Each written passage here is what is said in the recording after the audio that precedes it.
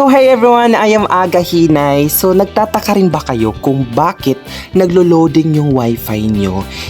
Yung alam nyo lang naman is kayo lang yung nakakonect. So dapat hindi siya maglo-loading kasi kayo lang yung nakakonect. Nagtataka rin kayo kung bakit may mga taong nakatambay dyan sa labas ng bahay nyo.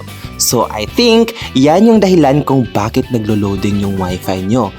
At ngayon ituturo ko sa inyo kung paano natin malalaman kung sino yung mga nakakonect or ilan yung mga nakakonect sa wifi nyo sa oras na iyon.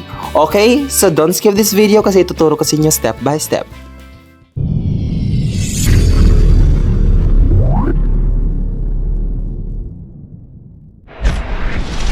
Hey guys! I am Aga Hinay at nagtuturo po ako dito ng mga phone tricks, phone hacks, and phone tutorials para po sa mga cellphone users natin dyan, kagaya mo. So kung gusto mo yung mga ganitong content, don't leave this video without subscribing po, like, comment, at share. So gaya nga ng sabi ko kanina, paano nga ba natin malalaman kung sino yung nakakonect sa wifi natin sa oras na iyon or in a present time?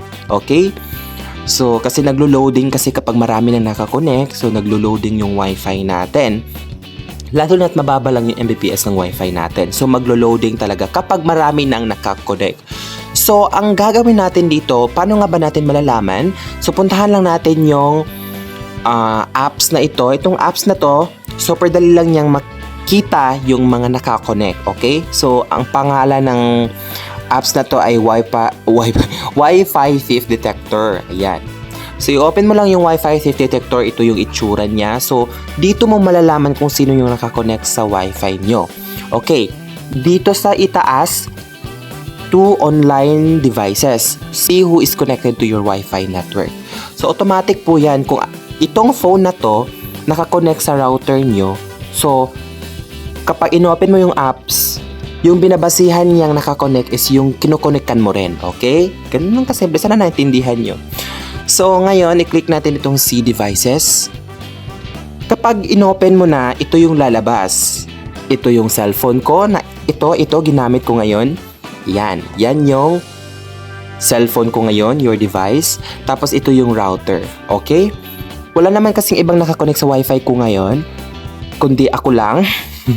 Kasi walang ibang nakatambay dito sa bahay, kundi ako lang. So ngayon, ang gagawin natin, kung totoo nga bang malalaman natin dito kung may nakakonect or masasagap nga ba niya talaga kung sino yung kumonect sa wifi. So meron akong isang phone dito. I-try kong i-open or i-connect ito sa wifi. Screen record ko muna ito, okay? Wait, okay. Screen record ko muna to. So ayan siya. So ngayon, puntahan natin yung wifi. Ayan, ito yung second phone ko, okay? I-connect natin siya at i-try natin dito kung masasagap or makikita nga ba niya talaga kung may nakakonect sa oras na yan, okay? So, may makikita kayo dito sa itaas na parang refresh. So, click lang natin yan. May ads. Tapusin lang po natin itong ads, okay, X. So, ayan, tatlo na. Diba? So, ito yung device ko, ito yung router, tapos, oh my God. Ito yung router, tapos ito yung, ito. Okay? Kapag inopen mo dyan, makikita mo yung mga about phone niya. Okay? May mga IP, may mga postal, yung mga ganun-ganun. So, yun lang naman yung ituturo ko sa inyo na ngayon. Napakasimple lang. Sorry kung nabubulol ako kasi hindi ako Tagalog. Okay?